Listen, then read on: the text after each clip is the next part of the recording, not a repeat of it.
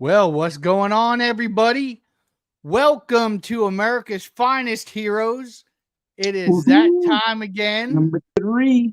Number 3. This is episode number 3. And I want to welcome everybody. We'll give some folks time to come in. So when you come on in, say hello to everybody, and so we know you're there. And we are looking at various different screens. I'm looking at one YouTube and Facebook, and I know Charlie's looking at his channel as well on YouTube. So again, I want to welcome everybody. This is exciting. We are super stoked that this is episode number 3. And unfortunately, tonight you're going to hear a lot from me. Because I am the captain of the mission we're going to talk about today. El Capitan.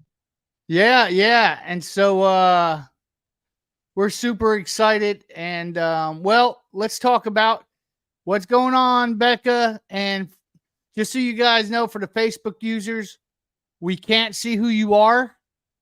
We just see your post and it says evening all.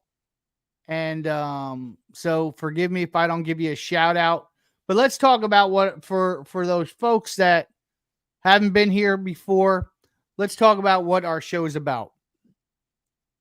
As you all know, Operation Vets with Nets, we take out disabled vets. Okay, and I saw on. All right, I guess that was Ed Jenkins that said, "Howdy, y'all. Hey, what's going on, buddy?" And so our sole purpose is to take out right now disabled vets, and there's going to be some growing things coming down the pipe. But yes.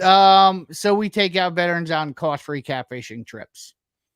And so we decided, because a lot of them, we have such a great time. And in the next couple weeks, maybe even next week, I'll bring on our trip from the Ice Bowl. I'll bring on Chris and Shane, and we'll talk about, the time we had there. But this is fully the whole purpose of this show is do nothing but share the journey to real therapy from the perspective of the captain that took them out, as well as the vet themselves. What's going on, trophy seekers? What's up, Bill? So what I'm going to do is I'm going to share something with you guys. But again, I want to introduce myself. I'm Rich Segarra, and over there, hey, I did it right this time, is my partner in crime and my co-host, Charlie Villarreal. And Charlie does the same. He's all about, he documents video-wise. He documents all that journey every time he goes on a fishing trip. So, all right. Well, what I want to do before we bring on our guests is I want to show you something. So let me see how I can do this.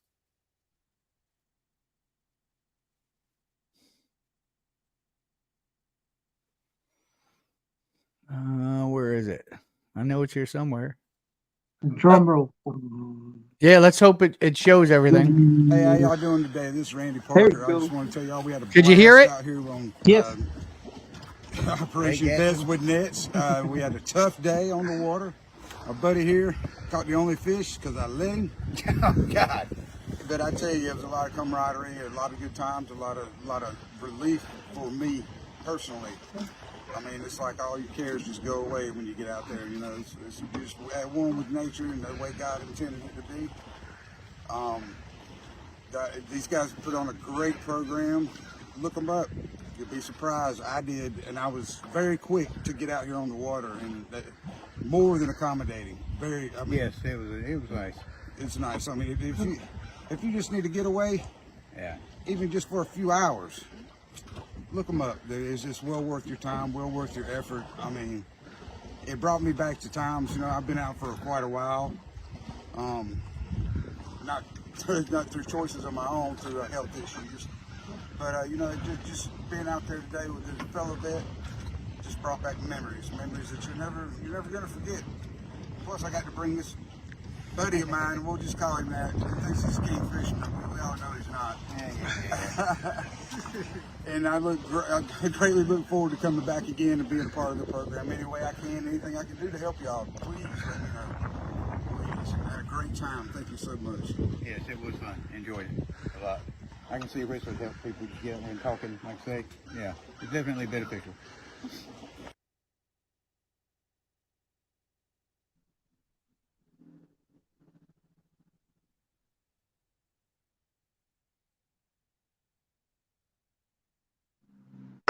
Heck yeah. Love it.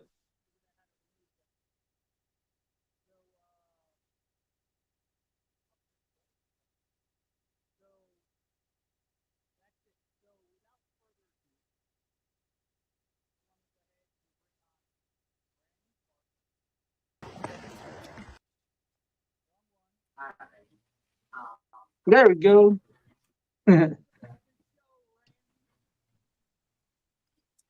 Hey, I can't hear you, Rich. Oh, I'm sorry. I didn't turn my mic back There we on. go. Welcome to There we the go. show, buddy. Hey, I'm glad to be here. Glad to be here. Been looking forward to it. That is awesome. And so we were sharing with people, you know, about what Operation Vets with Nets is about, and also about, you know, and I showed them your testimonial video and with you and Danny on it, which was really cool, and I greatly appreciate that. And so what I'd like to do is kind of walk folks through, and what I'm going to end up doing is once we start talking a little bit, Charlie's going to take the reins and I'm going to play guest.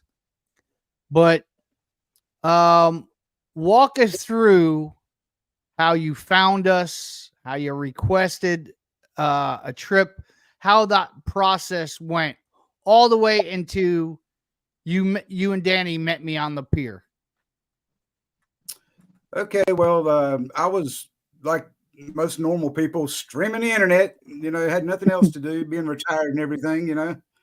And I was actually on Verbo looking for a place to rent up at Lake Gaston. Me and my soon-to-be beautiful wife, we'll call her that. We love to do that, you know, just to get out as much as we can. And I grew up fishing Lake Gaston with my father a long time ago.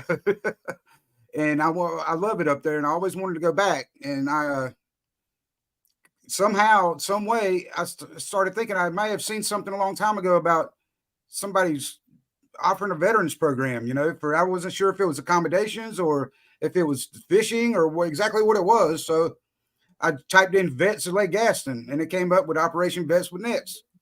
So I got on the website, and I probably read every page, every section 20 times that night. And I was like, man, this is really cool, you know. And I thought, well, typical government probably is, you know, you're going to have to wait forever and be qualified, depending upon, you know, what you had and where you need to be, and go through, you know, a bunch of 20 different liaisons. You know how the government likes to spend money. And, you know, and it'd be a process. And I just filled out the application. I'm like, wait a minute, that's it. You know, and lo and behold, Rich got right back to me that next morning, I believe it was, and asked me when I would be available to go. And I told him right now, you know, today. And as it turned out, I think it was maybe a week later, Rich. I can't really remember how long it was. It was a week quick. Or two. Yeah, it was a week or two. I know you couldn't find a captain, and you said, well, you know, if we can't find you a captain, I'll take you out myself. And I thought that's what really got me. You know, I was like, really? You know, the founder of this program is willing to take his time. I'm sure he's got a lot better things to do, which I didn't know at the time. No. You know, no, I'll tell you what, I'd rather do that. I mean, we have got a lot going on with Operation Vets with Nets. We're having growth every couple of weeks. We're adding new folks to the team. Hey, there's Derek and Donna. As people are coming in, I want to say hello. And there's some more of our captains, Joel. We got Ed out there. So welcome, guys. But no, believe me, I'd rather be out there doing trips than sitting here doing all this admin paperwork.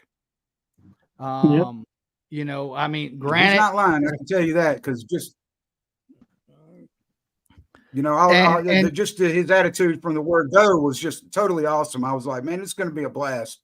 And he asked me, he said, so who are you bringing anybody with you? And I was like, what do you mean? Am I bringing you? I didn't know I could, you know, and he's like, well, of course you can, you know. And I thought, well, who am I going to bring with me on such short notice? And I thought about my buddy Danny. You know, me and him, we used to go on Sunday after dinner. We went down to the Neuse River here during the summer. It was like a date. You didn't ask. It didn't matter what you had going on. It was canceled because we were on the river fishing after dinner on Sundays. You know, every Sunday. You know, and didn't matter if the hurricane come through. We were still there. You know? But so I called him up and I said, what are you doing this weekend? He said, I don't know. And I said, well, you're going to Lake Gaston with me, you know. And he's like, okay.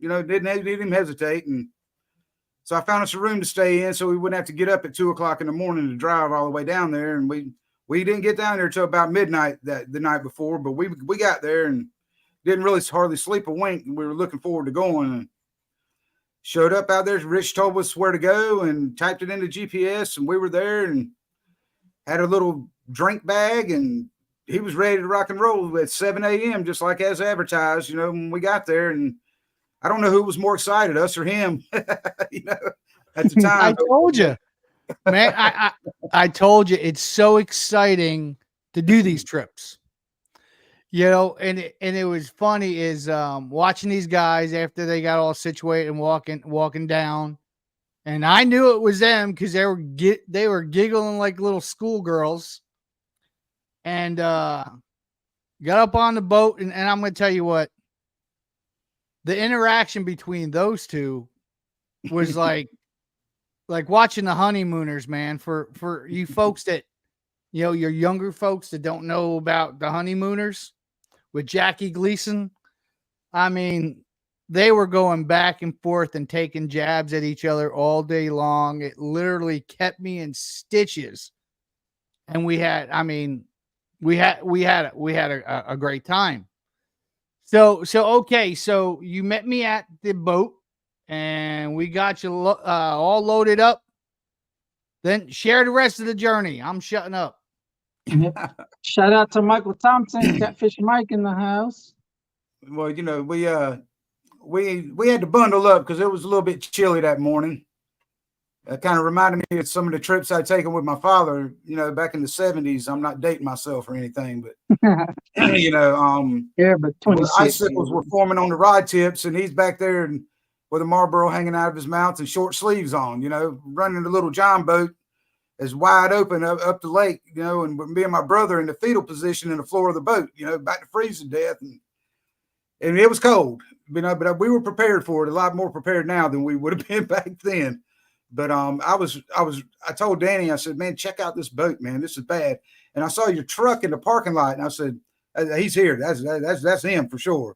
You know, because we were the only ones there for one thing, but you know, but all the advertising and everything that was on there. The boat's a beautiful boat, man. It was so comfortable, and he had the enclosure put up, and you know, had the heater going and everything. And I was ready to take my coat off already. You know, it was great. And we had a little drive, you know, he explained to us where we were going to fish and how we were going to fish. And it took us about 20 or 30 minutes, probably. You know, we went west as far as we could go pretty much, you know, with the time we had, and just tried to fish our way back. But, everything was set up, you know. I mean, the rods were great fishing rods. You know, they weren't some kind of junk you would expect to see from a veteran organization, you know.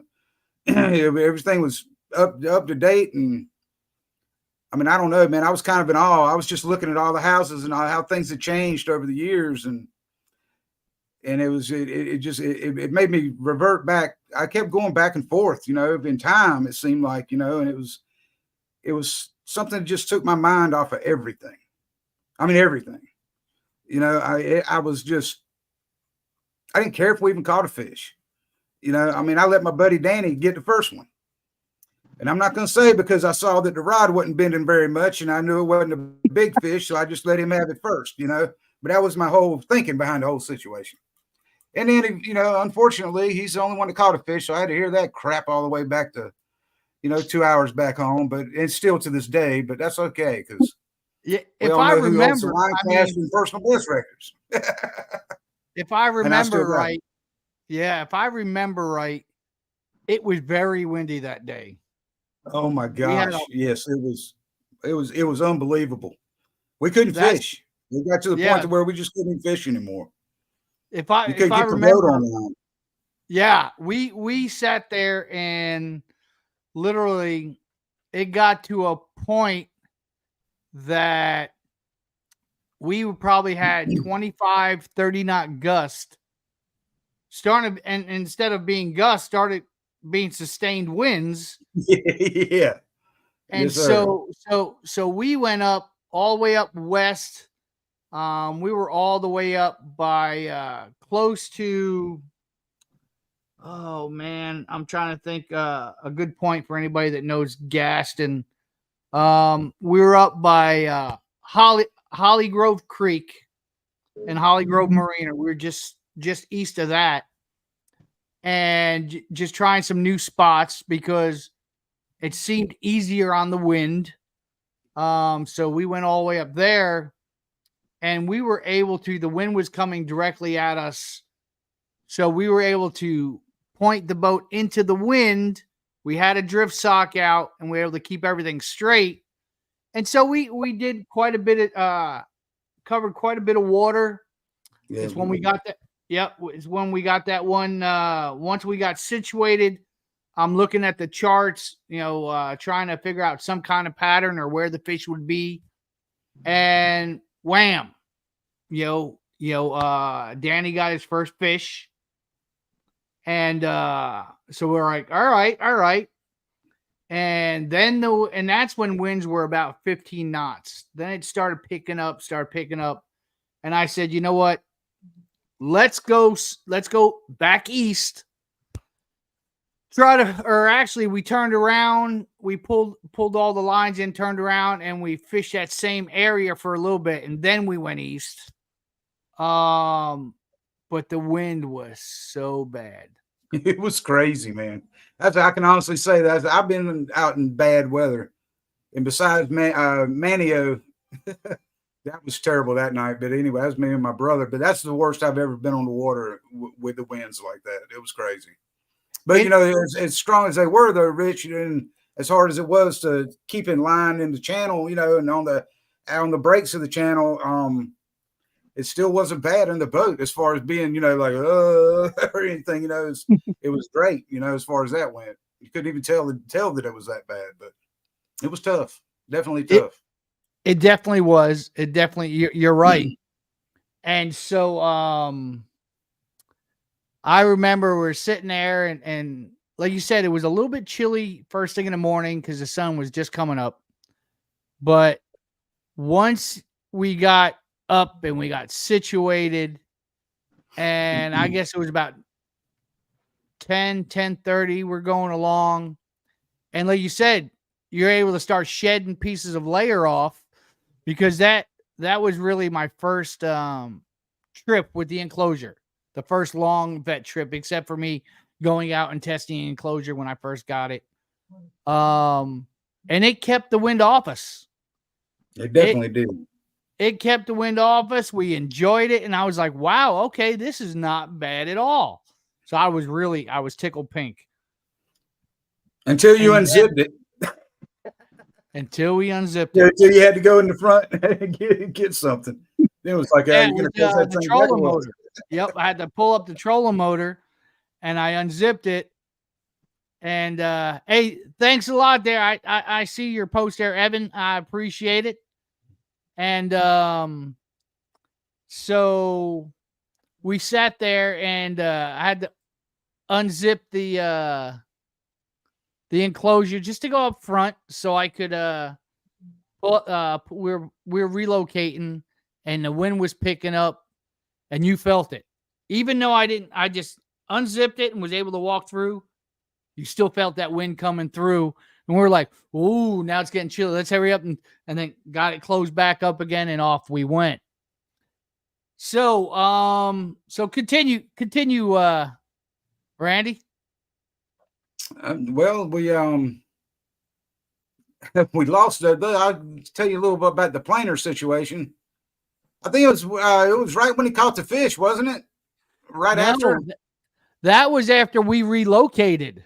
That's right. That was and he said the planer came off, and Rich said, "You guys keep an eye on that for me, okay?" And I'm like, "Yeah, okay." You know, big old red planers floating out there in the middle of the lake. You know, I'm like, the way the wind's blowing, if it blows, it's going to blow up on shore right there. So I kind of took my eyes off of it a little bit. I don't even think Danny looked to start with. And we probably searched for that planer for a good 30 minutes, maybe. That thing just disappeared, man. I thought it had a fish on it, you know, and it just pulled it under. And he told me that he found it the next day, or somebody found it, and he actually got it returned back to him, I believe, which is great. But that was a mystery to me how that thing we never found it, because I mean, we were right there, you know, and it was there one minute and it was gone the next, you know. But we gave it all we had. We, you know, what we had to work with as far as the weather and Mother Nature and everything. And Rich promised he promised us another trip, or promised me another trip. Danny will probably stay home this time. But you know, due to the weather, and I'm going to hold him to that, and please do. Maybe we can get one, you know, where everything's right the next time. But regardless, it was a blast. You know, I within 5 minutes of being on the boat, I really didn't care if we caught a fish or not. You know, that's about where I was. You kept saying that. And I know, I hear Charlie say this all the time when we're talking, or he'll be a guest on another podcast or something like that. And you would hear Charlie say, you know, because there are some guys that they really, and there's nothing wrong with it, they chase those big trophy catfish. Mm-hmm. Unless they're putting anything, you know, 50, 60 plus in the boat, they're not happy.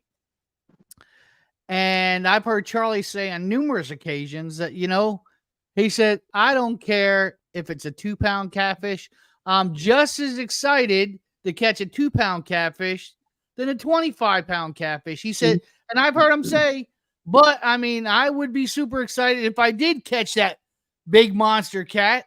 But be honest with you, it doesn't matter to me.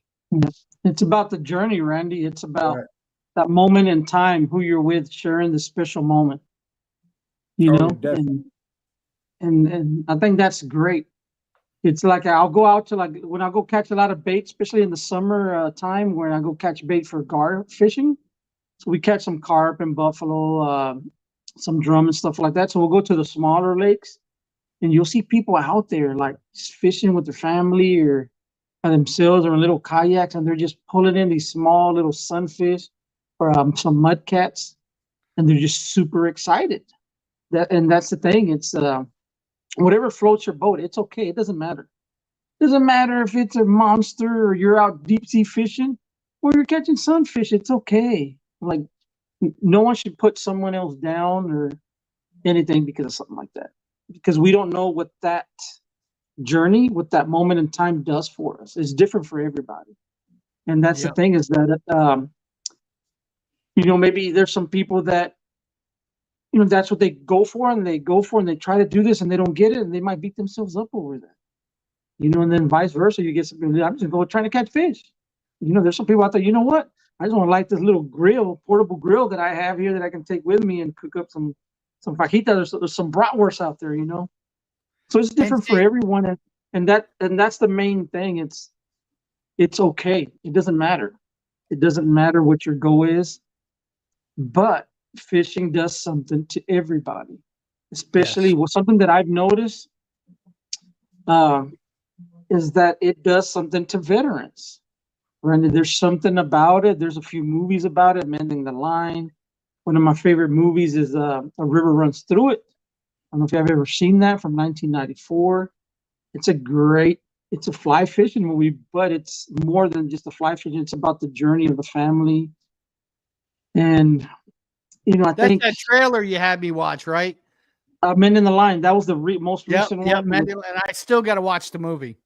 Oh, it's insane. It's a fly fishing movie as well, but it's not about fly fishing. Okay, this is what you do for fly fishing. No, it's about how this person who went to the Gulf War encountered all these obstacles and losing team members that he was in charge of, and beating himself up over it. Like, why am I here? Why are they gone? And why am I sitting here somewhere, even though he got injured pretty badly?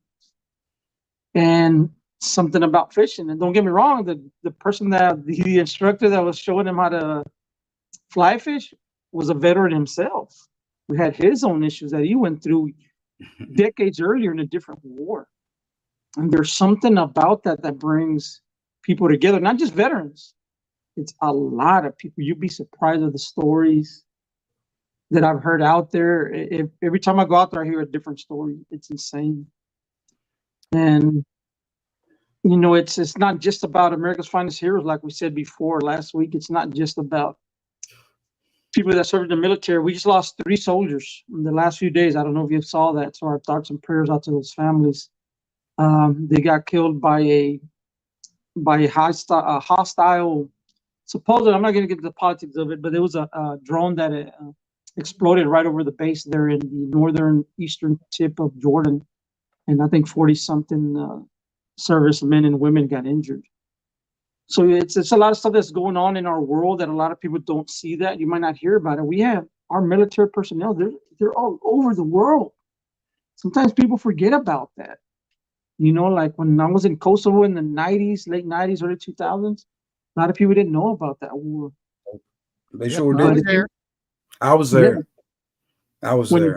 When you watch the news, the people that just passed away, the 3 soldiers, I think the sergeant was like 40-something, but the other 2 were specialists. They were in their mid-20s. Yeah, one was, I think Kennedy, she was 22 years old. Exactly. So these people laid their life on the line. And that's the thing. It's like, because that's one thing that I've beat myself up 100,000,000 times is like, man, like I went to the Kosovo War and did all this crap or whatever, but like, why am I here and why aren't they here? And so you kind of deal with that guilt. And so how do you reach out? Like, everyone has a different coping mechanism, and we hope that everyone reaches out and gets a coping mechanism, because there's a lot of people out there that don't have that, right? I mean, we lose a service member, every 22 minutes, something like that? Well, every 20 seconds. I think it's on an average was 22 vets die a day, or is it a month? I forgot, from suicide. But we do. We and if somebody knows somebody out there in Facebook or YouTube land knows that, go ahead and post it up. Mm-hmm. But also, I didn't mean to cut you off, Charlie, but also I want to get you guys in the audience involved. So if you have questions, specifically for Randy or any of our guests at any time, feel free to ask those. If he touches on something that you can relate to, or something you want to hear more about, please say something. Yes. I think and it's funny, and Derek made this comment up here a few minutes ago, and so I was gonna go there, Derek, but at that time when we were experiencing all that wind, 30 knots continuous, there was white water and everything. What Randy didn't tell you is how we got to that point where we lost a planer board. So the wind was so bad, it twisted the boat completely around. Now I think I had 2 drift socks out. We had the 6 lines out. The wind shifted slightly and literally twisted the boat. And I mean, almost in the 360, all the lines got tangled. And what was happening, what I didn't realize, so it was wrapping around the prop. And that's the one thing I don't want to do is start a boat and having a bunch of line getting all tangled up in the prop. Then you end up spinning your prop. So I'm focusing on, so one of the lines that he was talking about, the planer board, I had to cut. It was snagged. I couldn't get it. So I just cut it. I told him, please watch that planer board. And I know my brothers and sisters out here that, tornadoes. I know my brothers and sisters out here that take folks out, or they catfish and they use planer boards. No, planer boards are not cheap. So, and that was one of my newer planer boards from Parks Planers, and they're fabulous company, and Kevin's great. So, so I said, watch that. Why I focus on trying to get all this line off the prop. And so I'm working on that. What I'm not realizing, I'm trying to keep us going in one direction with the trolling motor. What I didn't know was the trolling motor got caught up in line. And I'm wondering why, I'm wondering why the boat's not moving, because I got lithium batteries. I mean, even all that trolling motor stuff that whole day, and at times running it on 10, I still came back with 85, 90% battery on the lithiums. Wow. So I didn't realize was, as I'm fighting the lines of the back, end of the motor, trying to get all the lines up, and I had to cut a bunch. So I lost some rigs that day. No big deal. But the trolling motor just was not giving me that power at that 10. So I'm like, what's going on? So after I got everything freed up in the back, got it all cleared out, I'm like, guys, can you see that troll? Could you see the planer board? We couldn't see it. Well, all we saw was white caps. So I get up there and I look. There's my one of the lines that I clipped. Did not realize was completely, tied up in the blade of the trolling motor. And I'm like, no wonder I'm not getting any speed now, because it's really not turning that well. And so I'm like, So I pulled it up. I was able to start pulling. I probably pulled about 200 yards or 200 feet of line. And then all of a sudden it snapped, and I'm looking in there and there's more still. I'm like, son of a gun. But the trolling motor was still moving. So I'm like, all right, because I got to go find my planer board. Well, I couldn't find it. We started going along the bank. We started going all over the place, and I couldn't find it. And so finally I said, listen, I'll put a post up on the Lake Gaston page. If anybody sees it or finds it, hey, just let me know. And then I told these guys, I said, listen, there's no way we're going to be able to fight this wind. And they're like, no. And we're not. So we end up shortening the trip by about an hour and a half, almost 2 hours. And I felt so bad because Charlie mentioned something earlier, sometimes we set expectations for ourselves and we want to catch those big fish, or we want to get on a bunch of fish. And even with that weather, I only caught one fish. And I was and I know better, but I was so bummed out because I wanted to get these guys in some fish. It didn't matter if it was big fish. Of course, I'd want to get them on a big fish, but a bunch of little fish would have been fine too. And so I was beating myself up a little bit about it. But these guys, Randy, when I kept saying that, what were you guys telling me? We're like, man, you can't mess with Mother Nature. It ain't no big deal, man. That's it. We're ready to go. It's impossible. There's no need in getting frustrated, man. We'll just pack it up. We'll roll on out. At least it wasn't raining on us the whole time and it was blowing like that. It could have been a lot worse, and you just got to get the good out of the bad, in order to keep some kind of sanity. That's the way I look at it, and I had a blast. Like I said, from 5 minutes after we got on the boat and we pulled out of the little cove there, I didn't care if we caught one. and that's not me. As people know, I'm a very aggressive fisherman with my buddies. Let's just put it that way. I always have been. I always will be. My personal best flathead came out of Santee Cooper on my older brother's rod. It was 68 pounds. You got to be you better be on your game when I'm with you, because I normally mean business, and it just really it surprised me, I guess, because I've had the past couple of years been really rough for me personally. I've got a lot of things going on health wise, and still do, and all that went away, and even when it was time to go, I was fine with that. Normally 10, 15, 20, 25 years ago, no way. I'd have been raising Cain, man. I'd be like, come on, suck it up. We got 2 more hours in us. Suck it up. Let's go find it. But I was just in a zone to where I was just happy. And, when you get in a zone to where you're content with whatever situation you're in, then it makes things so much easier. It makes decisions you make are easier. Exactly. They come clear to you, and you just, I don't know. And it's been a long time since I've been like that.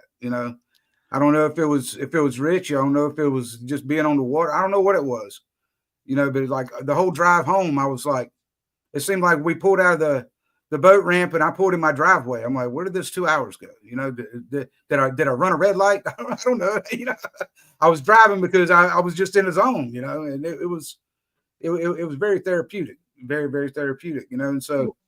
Randy, share, if you don't mind, if it's too personal, that's okay. Then you don't have to, but you were sharing with me, you were talking, because I saw you messing with your leg a lot. Yeah. And you shared with me, what was going on with your leg and stuff like that. And then, even though we're going through everything, you turned it and said to Danny, it doesn't hurt. Yeah. And that's exactly it. You said that. And so kind of share that. So people understand the therapeutic part of fishing and that part of that journey for you, to where it was how long, when was the last time you didn't feel pain in your leg? How long was it? If you don't mind sharing that, you don't have to get deep. I don't mind at all. But. No, I don't mind at all. I got some good news on that subject, actually. And it all started when I got home. I don't know if it's, hey, I'm just throwing it out there. Believe it or not. But, back in January of 2023, last year, I had a procedure done on my leg from severe edema in both legs and feet. I mean, my feet look like basketballs, and they're kind of stemmed it up to being on concrete, and we like to call it in the Air Force concrete jungle, for 24 years,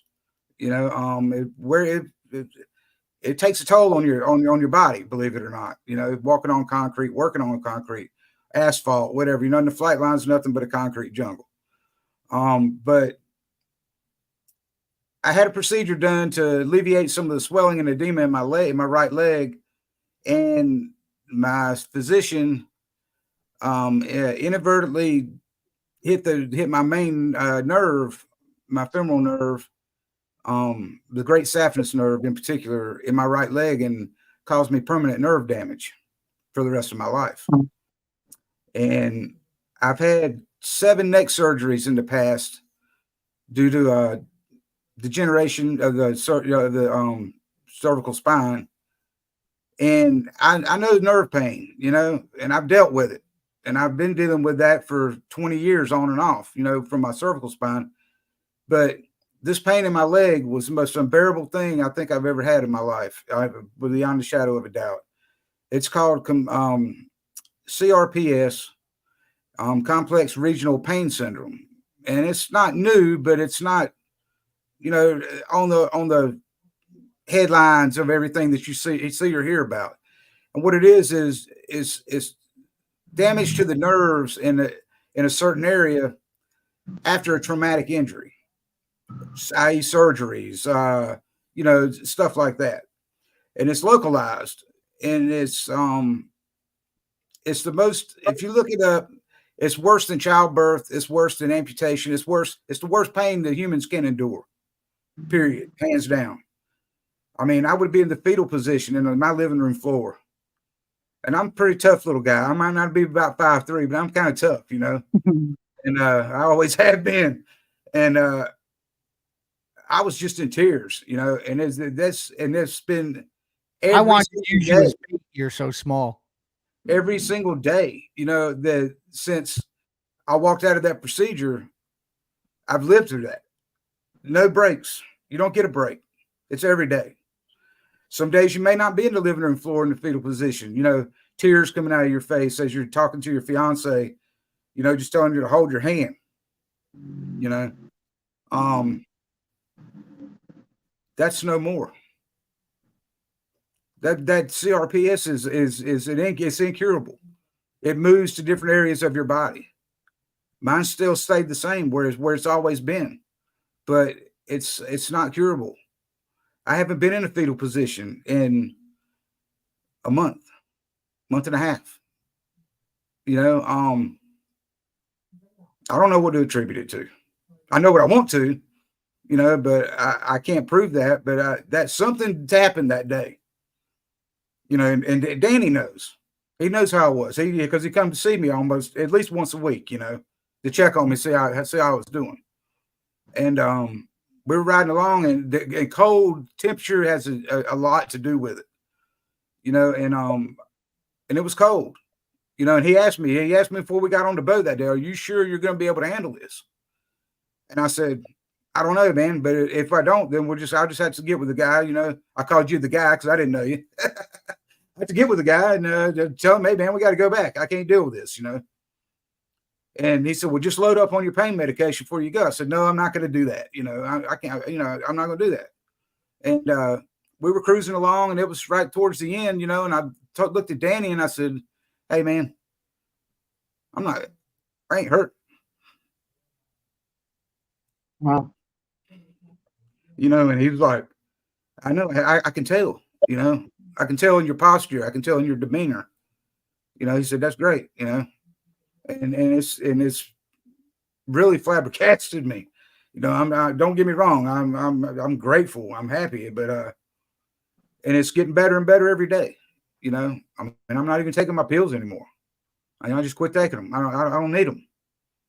You know, and I'm not going to go through the legal aspects of what caused this because that's all still in the works. We'll just leave that at that. But it's amazing. You know, I came home and my fiance, she's like, "You had a wonderful time, didn't you?" And I'm like, yeah, I did. She's like, "I know, I can tell."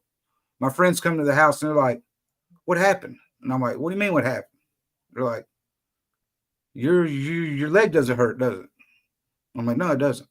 You know, or I mean, it does. Don't get me wrong. No, it does. The pain is nowhere near what it has been. I mean, it's still pain every day. Don't get me wrong. It's incurable. However, I don't even take an Advil, you know, which a lot of people would probably be eating the whole bottle, but I don't need to, you know. I don't know. I really don't know, but it was wonderful and it was great. And I'm not going to keep trying to figure it out because then I might figure something out that I don't want to know. So I like to take things and come as in stride, you know, and if it's not broke, don't fix it, you know, more or less. And it was a wonderful journey and I'm ready to go back. But I'm also ready to spread that love down here in the Goldsboro area also.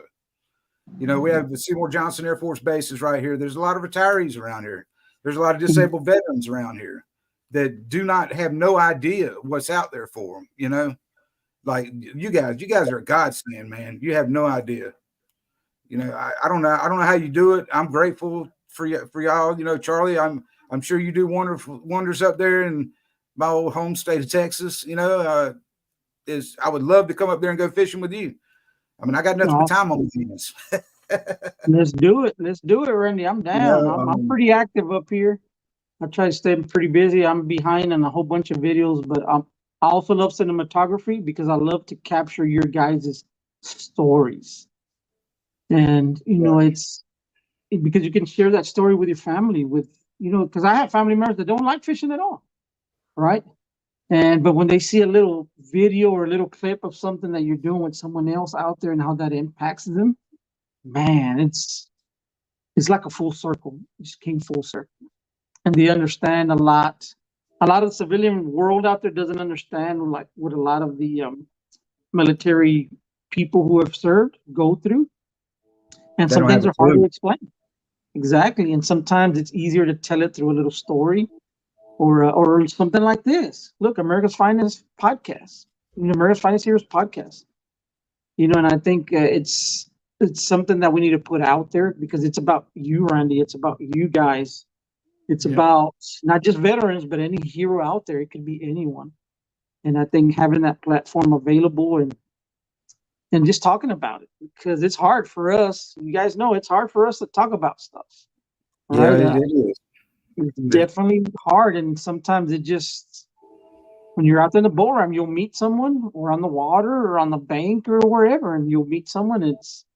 Something happens, and I can't put my finger on it. I can't explain it. But I've witnessed it. I felt it. I've been out there, like you said. Some days I'm just like, boom, the second my feet touch that water off the bank or at the ramp or I get on my boat, it's like something happens. And it's something that's hard to put into words. And I think being able to have the ability to capture that, whether it's in a quick little video or something that you share with your family, so you put it out on social media. I think it has a huge impact with a lot of people out there. I hope that it does. I'm sure that it does, but I hope that it's, continues to grow. And I'm like I told Rich, I said, man, anything that I can do, trying to get maybe sponsors down here or something, whatever, I'm more than willing to do.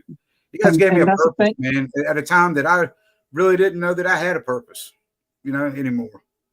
I mean, 380 days of continuous pain every single day of your life, man. I can't even imagine. I mean, I look back on it and I'm like, how did I do it? How did my fiance do it? I mean, she had to quit work to stay home and take care of me, to help me out of bed every day, it's insane. I mean, you have to have someone that loves you tremendously, and you have to realize that and be grateful for that, but there are people out there that do that, for other human beings, that don't get paid. A lot of the world's finest heroes are people that were married to military people. Yes. The sacrifices they go through, the children, the PCSing and moving all over the place. And, the joke that they always said, oh, yeah, there's a deployment. 100 wives go out to the club, right? 50 divorces are going to happen or whatever it was. But, you did not go there. Charlie, you did not go there. Yes, he did. It happened to me. I've been there. So me too. But that's the thing. It's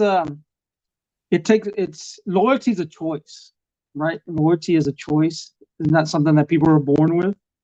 And being able to stick with a loved one who's going through missing birthdays, missing baseball games, missing the first day of kindergarten, missing blah, blah, blah, blah, blah. I could go on forever, right? But those people that are there, and even after the fact, it doesn't mean necessarily there, but after the fact that understand what you're going through, because it could be pain, not necessarily physical. There's a lot of emotional pain out there, right? And mental and psychological pain that people deal with. And just having that rock next to you, Randy, like your fiance is right there. That, to me, that's freaking amazing. It is very, very amazing. Super amazing. It just insane. makes you. I don't even know where I wouldn't. Honestly, I really don't think I would be here right now if she hadn't been here. There's no doubt in my mind. There you go. But there you go, and that's why we're here, brother. Because everyone has a story. Everyone's story is different. Mine's different. Yours is different. Rich's is different. Everybody.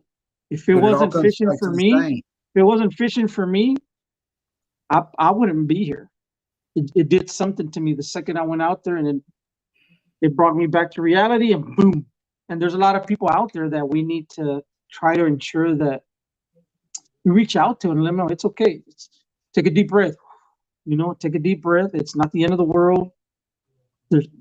Don't do nothing crazy. There's people that want you around.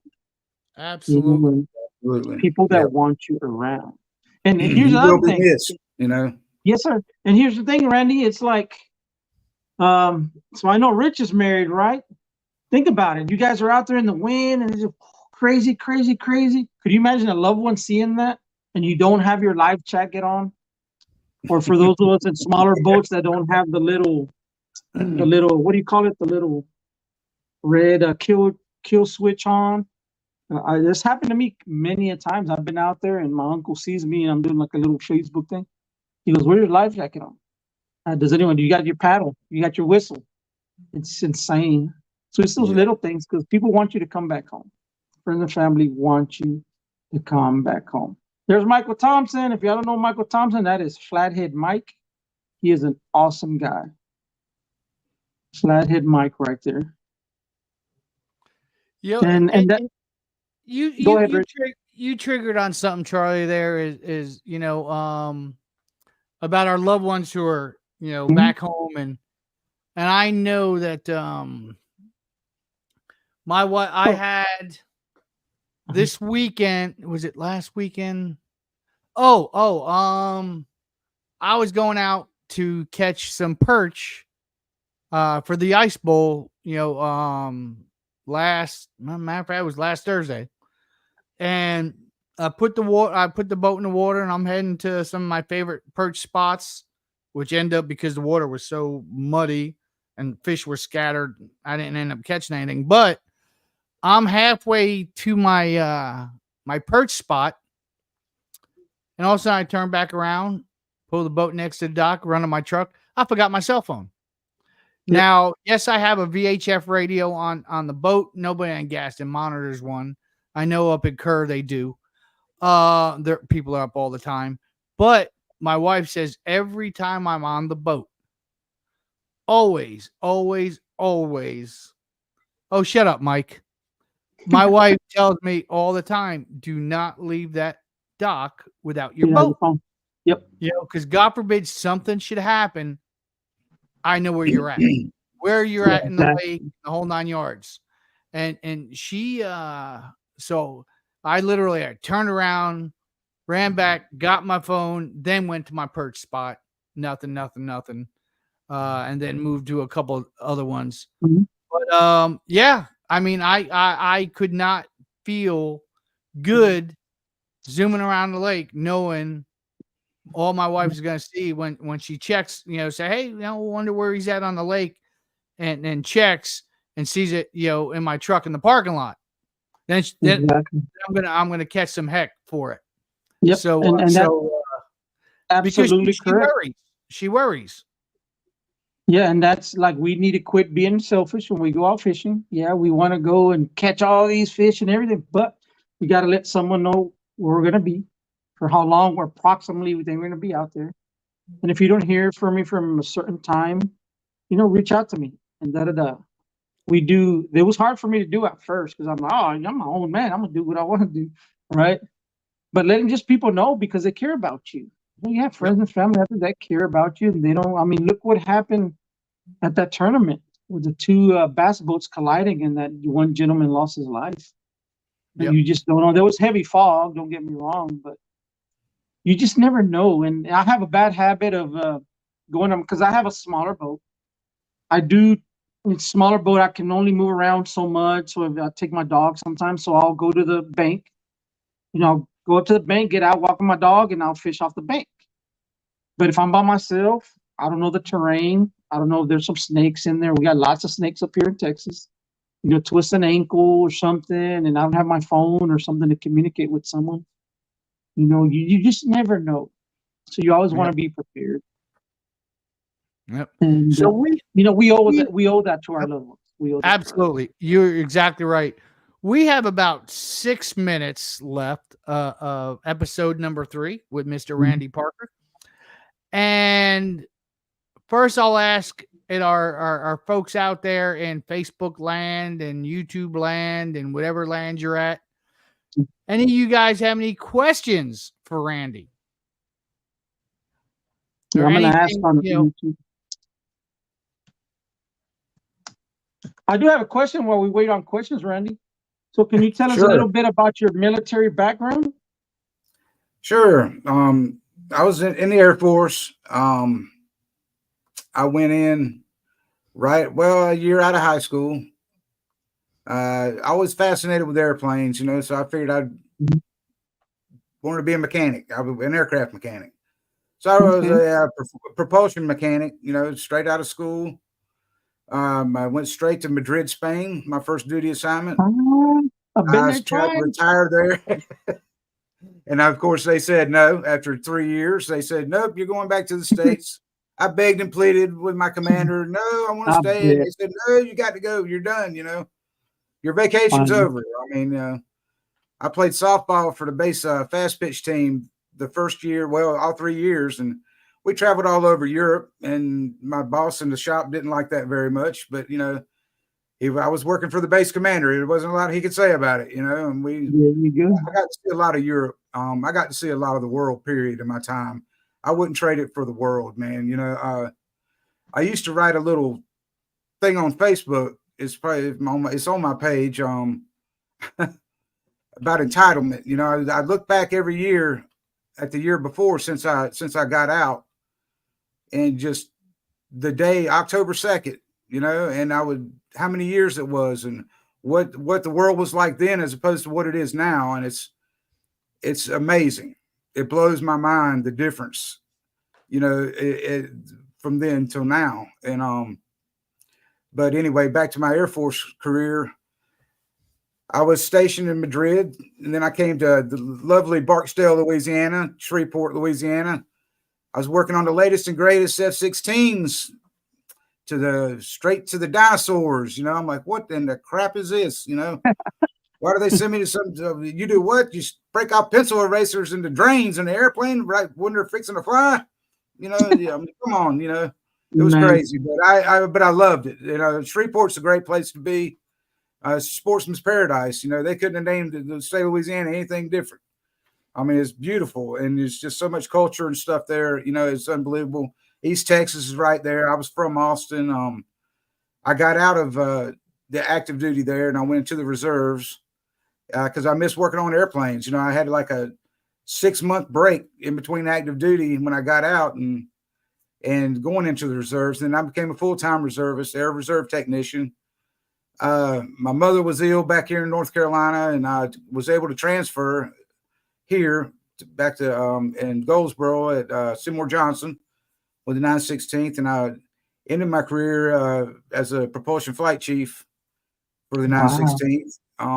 I was one of the youngest supervisors out there, and then the neck started coming. My neck issues started coming, and it was every year. It was a level below it would go, and I had 7 neck surgeries in 10 years. Wow. And that was it. They'd had enough. They said, you had to be, my civilian position and military position were married. You had to qualify for both in order to hold the other. Yeah. And unfortunately, I did not qualify on the civilian side, but I did on the military side. So strangest thing is normally it's the other way around. But anyway, make a long story short, I was, honorably discharged on both on the civilian side and the military side in 2007. And I've been trying to find a purpose in my life since. They say retirement is retardedville, and it kind of makes you that way when you first get out. It's like, what in the world? But, I've had a good time. I've the health issues have been issues, but they're just, temporary. Temporary things you just got to overcome. And I'm hoping that this is the same. I don't feel that it really is, but it's anyway.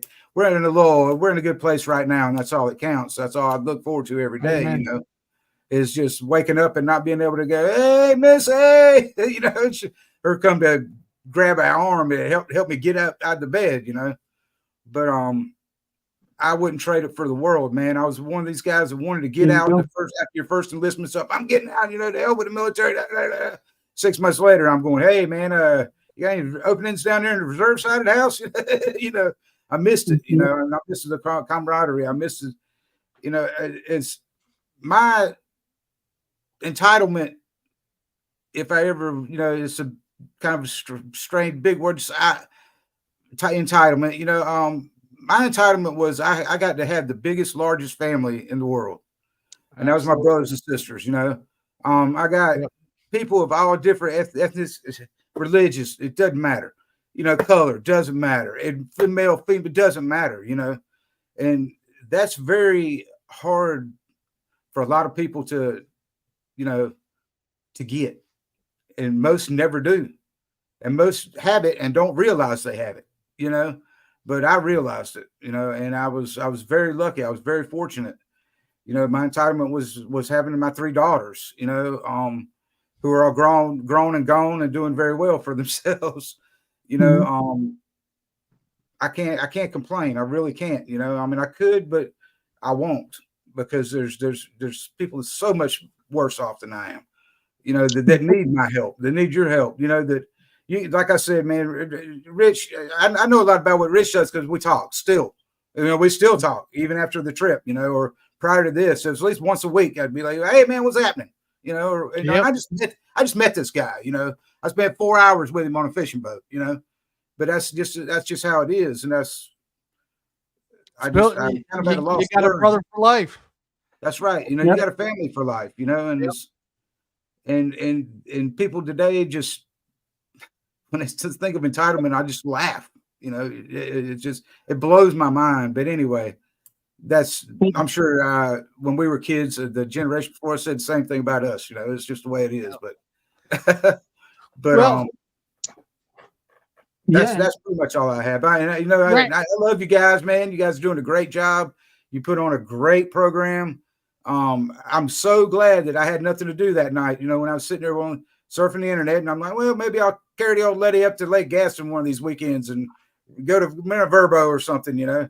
Because we normally go to the beach, you know, we're closer to the beach, but I wanted to introduce her to the lake side of things one of these days. Well, we can still do it next time we go out and we set that up. Then bring her with you.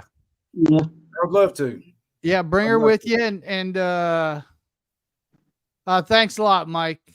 I appreciate you too, brother. Yep. God has a way of bringing things to where they belong. Absolutely. Absolutely. Well, it is that time. And Randy, I got to tell you, I truly appreciate you sharing your journey with us. You know, I was the blessed one who got to witness it, you know, and not only, you know, did I, you know, meet a new guy out there and everything, I met a new brother, you know, and that's what, you know, why we do what we do. Because a lot of us, you know, do miss that camaraderie. And a lot of us, you know, you may be Air Force, you know, I'm Navy, you know, and Charlie, you were Army, right? Army. So right there, 3 different services. But the one thing we have in common is we serve this great country. And we put our lives out there, you know, for something bigger than ourselves. So we still have a lot in common. And I truly appreciate, you know, your service. I truly, if you got enough, Rich, come to, yep. And see, you know, even, you know, you want to come up to the Currituck area, North Carolina. Derek says, come on, if you had enough of me, he'll take you out there. You know, both Don and Derek, or Derek and Donna, Donna and Derek, they're a husband and wife team. And, you know, we're really close. They're a blessing to me. And we're like best of friends and which is great. But, again, thank you. And there may be some things I may be talking to you here shortly. I've got so much stuff going on at work, but trying to get the word out and maybe talking to like the VFW down there. I'll mail you down some rack cards and maybe you can start spreading the word down there and kind of getting the word out. And because we have a lot more boat captains in North Carolina, and I'd love to keep them busy. That sounds great. And taking care of our vets. So again, guys, it's been, hey, Dogani Outdoors, welcome. And so all you guys in Facebook land and YouTube land and whatever else land we're sending this to, I appreciate you guys coming out, supporting us by listening to the stories of our vets. And if you know any vet that you think may need that real therapy, may need, that experience that Randy shared with us, please send them over to our website there, operationvetswithnets.org, and click request a trip.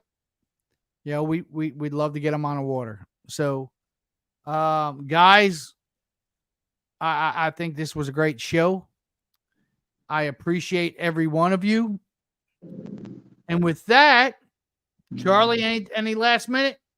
Not just thank you everybody for your time. It is a huge privilege to have your time and attention because time's all we got.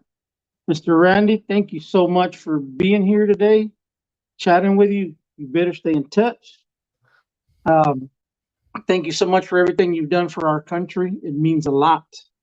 I know we don't hear that often, but earlier you made a comment and you said about, have I fulfilled my purpose? My brother, you have no idea. And Ronald Reagan said it a long time ago. There's a lot of people here that live their lives wondering if they lived for anything. Veterans don't have that problem. Right? It's tough. It's not easy. But thank you so much for everything you've done for us. Now, thank you guys. I appreciate you having me on, and I hope I didn't talk your ears off too much, Rich. I didn't give you too much chance to say anything, but anyway, It's great talking to you guys. And them guys at Currituck better watch what they wish for. I'll be knocking on the door for too long. No, that's what we're here for. This show's about you guys. Yep. Hey, Mike, just search for Charles Parker. You'll find him. You're gonna get a lot of friends requests, buddy. That's fine. That's not a problem.